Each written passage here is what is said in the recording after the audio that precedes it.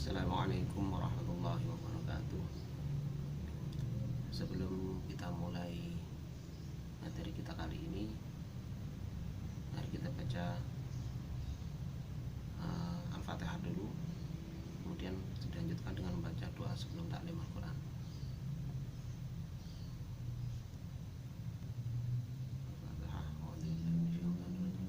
Bismillahirrahmanirrahim. Alhamdulillahirabbil alamin. Arrahmanir rahim. Maliki yaumiddin. Iyyaka na'budu wa iyyaka nasta'in. Ihdinas siratal mustaqim. Siratal ladzina an'amta 'alaihim ghairil maghdubi 'alaihim waladdallin. Amin. Bismillahirrahmanirrahim.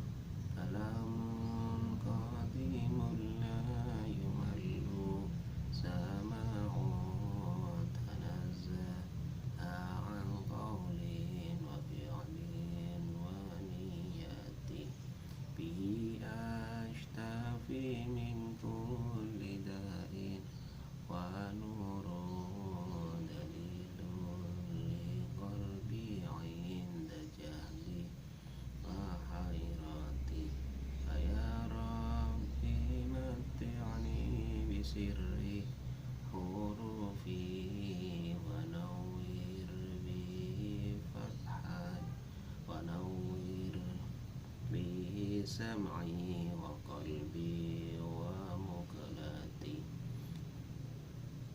wa habli bihi fathan wa ilman wa hikmatan wa anis bihi ya rabbi fil qabri wahsyati asalli wa sallim kulla yawmin wa laylatin ala man birrahman yaqbalu taubati wa alin wa ashabi kirami a'immatin bihim yaghfirul ghaffaru dhanbi wa zallati. Selanjutnya sebelum kita lanjutkan materi yang tentang makhraj, sifat huruf dan makhrajnya kemarin itu, ada baiknya sampean baca dulu yang bagian belakang sampean itu, yang Jaufiyah Ahmad AIO itu, ya itu. Bismillahirrahmanirrahim. Jaufiyah Ahmad AIO Halqiyah Hamzah Ain Ha Kha Lahwiyah anak lidah Qaf dan Kaf Syajariyah tengah lidah Jim Shin ya Jambiyah Dhat tepi lidah geram atas Zalkiyah ujung lidah Lam nun ra nadhiyah cetak muka Ta dal ta asadiyah lidah depan Zai sin sod Lithawiyah gusi Dhal ta safawiyah bibir Waw mimba fa Unna pangkal hidung nun tasydid dan mim tasydid. Unna pangkal hidung nun tasydid dan mim tasydid. Baik, bait yang pertama tadi itu kan di kitab yang bagian depan yang kalamun itu. Terus yang kedua yang tadi yang saya baca Jaufiyah Ahmad AI itu di belakang tentang makharijul huruf. Nah, setelah sampai baca bait yang makharijul huruf itu, sekarang kita lanjut penjelasannya tentang materi yang sekarang. Kebetulan pas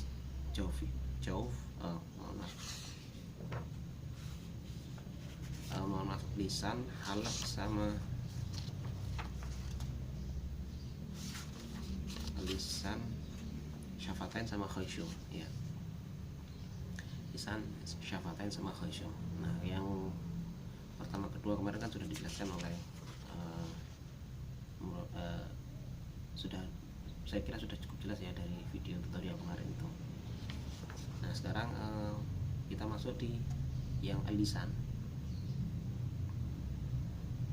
Al-lisan itu sebangsa lidah. Lisan artinya lidah. Nah, huruf hijaiyah yang 28 atau 26 itu kalau kita bagi secara global menjadi 4 bagian. Yang pertama huruf hijaiyah yang masuk di al-lisan ini ada 4 bagian. Ada yang pangkal lidah atau aksal lisan, selanjutnya ada wasatul lisan atau tengah-tengah lidah, yang ketiga ada pangkal tepi lidah yaitu sebelah kanan atau kiri, yang terakhir ada lorful lisan itu. Nah,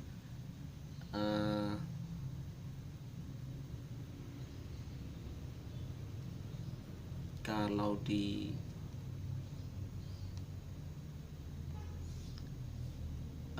kalau di bednya yang belakang itu, bagian belakang saya singgung sedikit, lahwiyah, anak, lidah, kof dan kaf itu kof dan kaf itu adalah aksal lisan.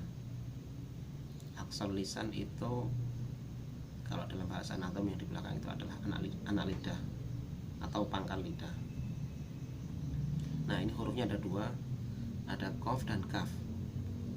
Kof sendiri keluar, makhrajnya keluar dari pangkal lidah dekat dengan anak lidah dan mengarah ke atas serta menepati langit-langit mulut atas. Itu prakteknya ko.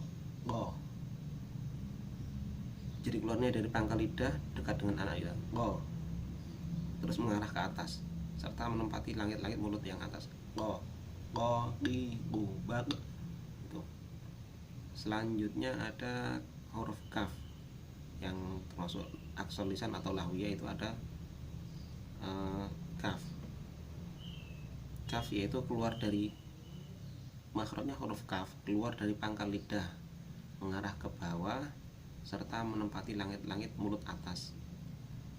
K, bukan seperti kof ya, ko. K, jadi agak keluar sedikit. Kalau ko agak masuk, langit-langit, menempati langit-langit mulut yang atas. Sementara K, meskipun dia menempati langit-langit mulut yang atas, tapi dia agak keluar.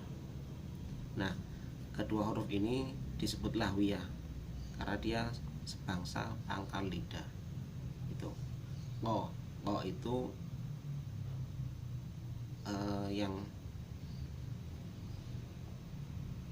itu yang terdalam, sedangkan kaf itu yang mendekati luar lisan.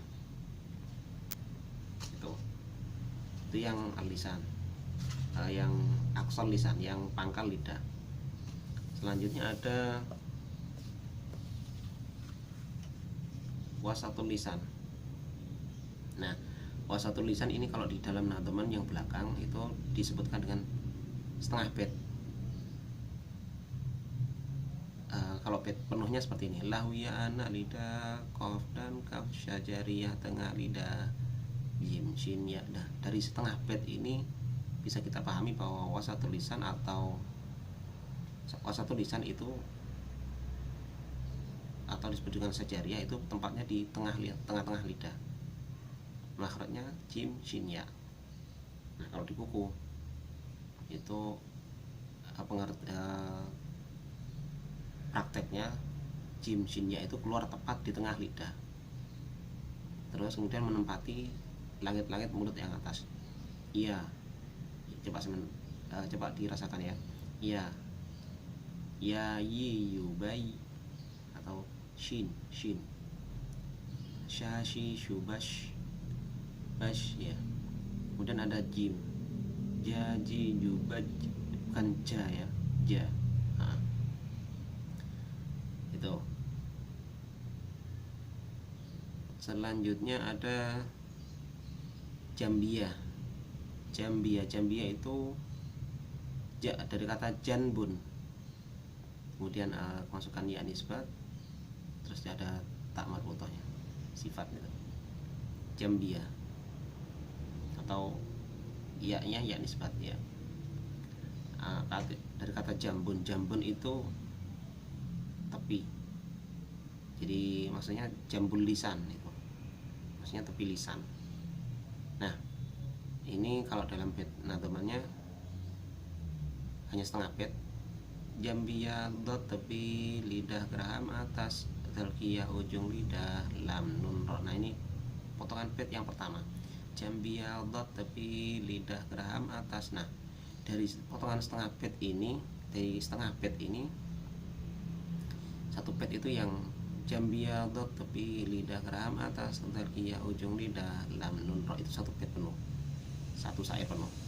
Nah sedangkan setengah saya itu ya sampai jambia dot tepi lidah geraham atas itu setengah bait. Nah dari situ sudah kelihatan bahwa huruf makhrajnya huruf dot atau jambia itu keluar dari pangkal tepi lidah. Bisa dilihat dari baitnya, jambia dot tepi lidah ya. Terus kemudian ada keterangan lagi geraham atas. Maksudnya dot ini keluar dari pangkal tepi lidah sebelah kanan atau kiri ya, terserah. Do atau do, kanan atau kiri. Lisannya nempel ke condong ke kanan atau ke kiri, terserah. Sampai sambung dengan tempat keluarnya huruf lam. Do. Jadi dot sama lam hampir mendekati makhrajnya. Akan tapi kalau lam kan dia tepi lidahnya nggak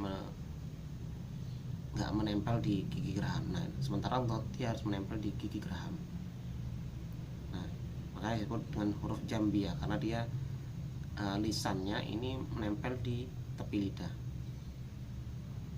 Nah, maksudnya tepi lidahnya menempel di geraham, sedangkan lam kan enggak. Sementara lam kan enggak menempel dia. Nah menurut Ibnu Jazari, huruf ini dilafatkan dengan tepi lidah kiri atau kanan.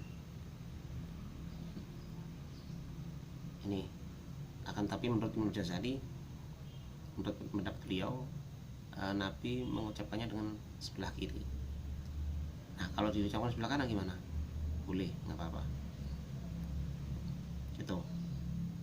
Selanjutnya ada tarful lisan. Jadi al-lisan makhrajul huruf yang al-lisan itu dibagi menjadi aqsal lisan atau pangkal lisan atau pangkal lidah. Yang kedua ada wasatul lisan atau tengah-tengah lidah. Yang ketiga ada tepi lidah atau jambia. Yang keempat ada tarful lisan atau ujung lidah. Nah ini yang lisan, suatu huruf yang lisan yang terakhir, yaitu tarful lisan, ujung lidah. Nah jumlah hurufnya ada 12. Nah kalau di baitnya itu, di bait teman-teman yang belakang itu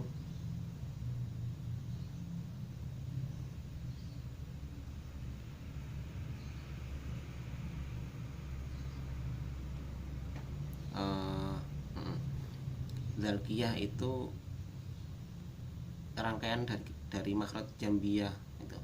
Jambiyah dot tapi lidah geram atas itu sudah potongan kalimat penuh. Terus kemudian ada zalkiyah ujung lidah lam nun ro. Dari mulai zalkiyah ujung lidah lam nun ro sampai dilanjutkan dengan nat iya cetak muka to dal ta. Terus kemudian asaliyah lidah depan zai sin shot. Terus kemudian ya berlanjut ke lisawiyah kusi to zal fa itu zal fa, bukan to ya, to itu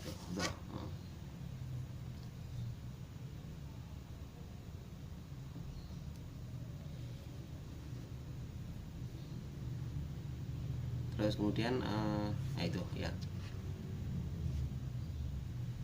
Nah sekarang perinciannya yang tarful lisan atau ujung lisan, ujung lidah itu hurufnya ada 12.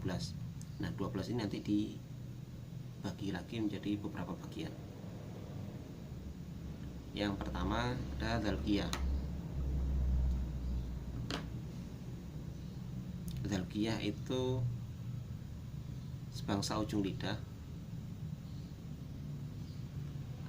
Hal ini sesuai dengan bait yang ada di belakang itu, namanya di belakang Dzalqiyah ujung lidah, lam, nun, ro. Nah itu kan pas. Dzalqiyah itu huruf yang sebangsa ujung lidah, sedangkan hurufnya lam, nun, ro itu. Nah sedangkan perincian keluarnya makhraj itu, kalau lam dia keluar dari ujung tepi lidah samping kanan atau kiri, kemudian menempati langit-langit mulut yang atas. La. Jadi ujung lidah harus menempel di langit-langit mulut yang atas, sementara tepinya tepi lidahnya harus condong ke kiri atau kanan. La ya. Kalau dua-duanya boleh. La ya. Lali, lubal ya. Tuh. Selanjutnya ada Dzalqiyah ujung lidah, lam, nun, ro. Ada huruf yang kedua, ada nun. Nun ini keluar dari ujung lidah, lebih masuk ke dasar lidah, jadi agak ke bawah sedikit daripada lam, agak bawah sedikit dari lam. Kalau lam dia kan agak ke ujung, sementara nun dia agak masuk ke dalam. Terus dia menempati langit-langit mulut yang atas. No, nani, nuban, ai, uban ya itu. Nani, nuban. Jadi yang bagian yang dalam agak menempati langit-langit mulut yang atas. Selanjutnya ada makhraj huruf, sifat huruf yang dzalqiyah, ada ro. Ro ini keluar dari ujung lidah, agak masuk ke dasar lidah, jadi di dalamnya agak menjorok sedikit daripada nun.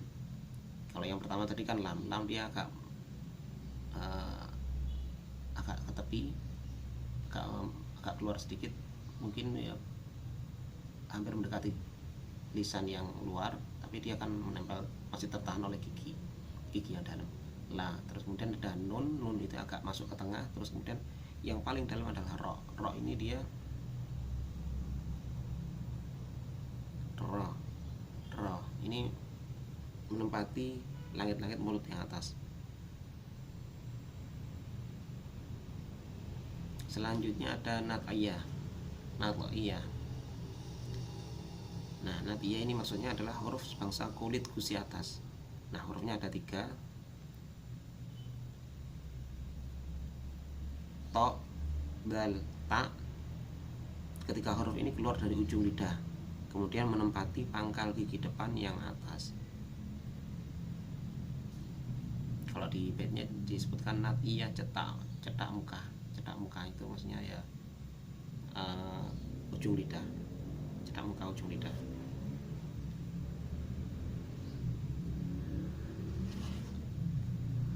Terus selanjutnya ada asaliyah. Ujung lidah tadi dibagi menjadi 4. Yang pertama dzalqiyah, yang kedua nat'iyah, yang ketiga ada asaliyah. Asaliyah ini kalau di baitnya disebutkan asaliyah lidah depan, asaliyah lidah depan, zai, sin, shad. Nah ini asaliyah ini maksudnya huruf yang sebangsa runcing lidah, jadi lidah yang paling depan. Ini hurufnya ada 3, so, sin, zai, zai ya. Nah ini ketika huruf ini keluar makhrajnya dari ujung lidah, menempati ujung gigi taring 2 yang bawah.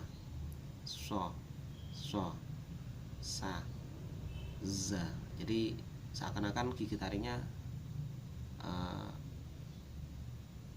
menempel ke bawah itu. Yang terakhir, yang keempat, ada lisawiyah. Lisawiyah ini artinya huruf sebangsa gusi. Huruf sebangsa gusi ini hurufnya ada 3. Dho, zal, sa. Dho, zal, sa ya. Nah, ketika huruf ini keluar dari ujung lidah menempati ujung gigi depan yang atas. Tuh. Dho, zi, zubaz. Za, zi, zubaz. Kalau dho dia agak ke dalam, sementara za dia agak keluar. Itu bedanya. Nah, sementara sa ini paling luar dia depannya dibanding yang ketiga huruf tadi, dho, zal, sa. Itu. Selanjutnya ada syafatain atau syafawiyah kalau di dalam bait nazmnya. Kalau dalam bait nazmnya setengah bait itu disebutkan syafawiyah bibir, waw ba mim fa atau waw mim ba fa itu. Nah, itu hurufnya. Syafawiyah itu atau disebutkan di kitab sini adalah syafatain, artinya dua bibir. Syafah itu dari kata bibir. Nah, ini terbagi menjadi dua. Ada yang bibir bagian bawah, ada yang bibir bagian atas dan bawah. Nah, ini yang pertama, bibir bagian bawah itu ya hurufnya ada satu, fa. Jadi giginya agak menempel di mulut yang bawah, fa. Nah, ini huruf fa ini keluar, makhrajnya keluar dari ujung gigi yang atas, kemudian ujung gigi yang atas menempel ke bibir bagian bawah. Ujung gigi, jadi gigi yang atas itu menempel ke bibir bawah. Itu fa ya. Selanjutnya ada makhrajnya syafatin yang kedua, ada atas dan bawah. Kalau tadi kan fa.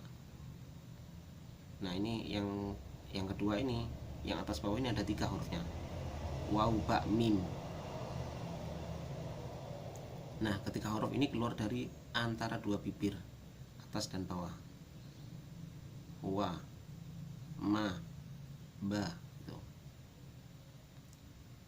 Nah, khusus untuk wa, untuk ba dan mim, ketika melafadzkan keduanya bibir harus tertutup. Nggak mungkin kan mengucapkan mim bibirnya terbuka, nggak mungkin, nggak bisa. Ya nggak bisa, nggak bisa ya. Nah, sementara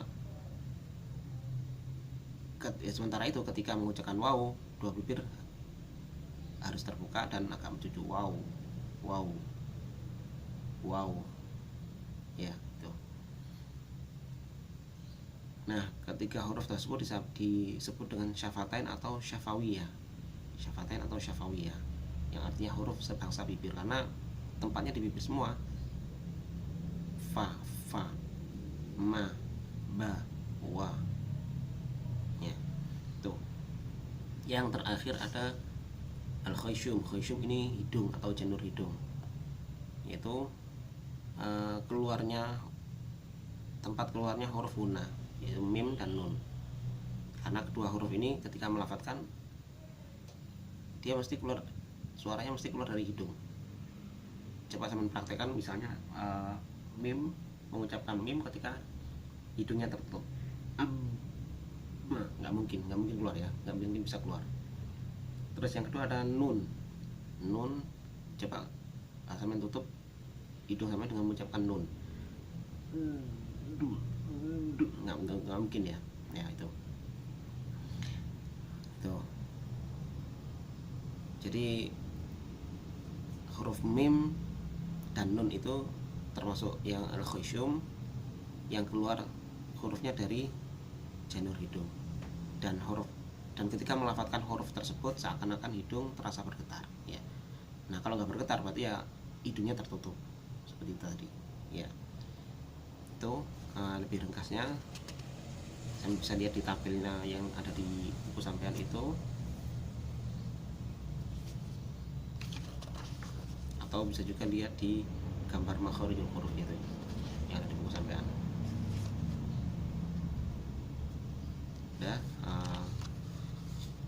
saya cukupkan sekian penjelasan saya, kurang lebihnya bisa didiskusikan lagi.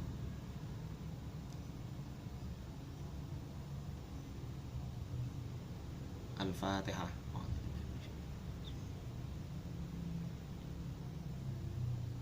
Dah, saya tutup majelis ini dengan bacaan doa.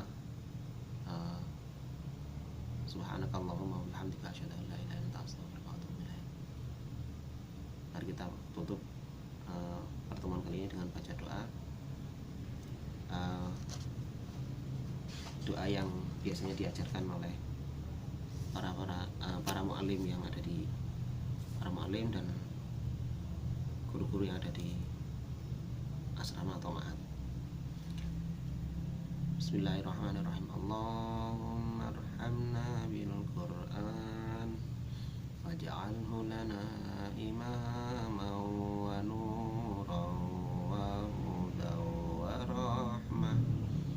Allahumma dzakkirna minhu ma nasina wa 'allimna minhu ma jahilna warzuqna tilawatahu ana al-laili wa atrafan nahar waj'alhu lana hujjatan li ya rabbal alamin.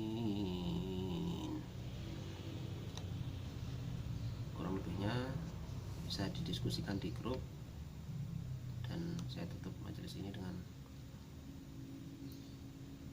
Assalamualaikum warahmatullahi wabarakatuh.